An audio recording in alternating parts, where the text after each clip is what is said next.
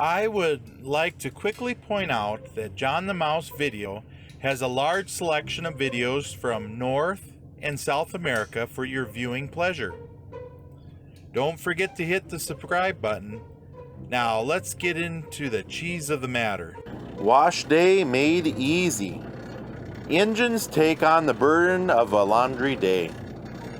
Laundry is used to be one of the most difficult and time-consuming household tasks. Washing clothes involves soaking, beading, bleaching, scrubbing, rinsing, and rinsing each piece of clothing in a long process done by hand. In addition to the work it took to wash clothes, water had to be drawn from a well or hand pumped, heated by a fire, and then poured into the wash tub.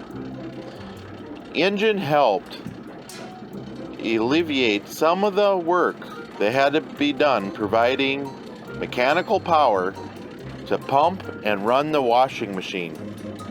What it takes to wash a load of laundry. It took 18 hours, 3 people doing laundry by hand. 7 hours, 2 people using a hand-cranked washing machine. 5 hours, 2 people using engine-powered washing machine.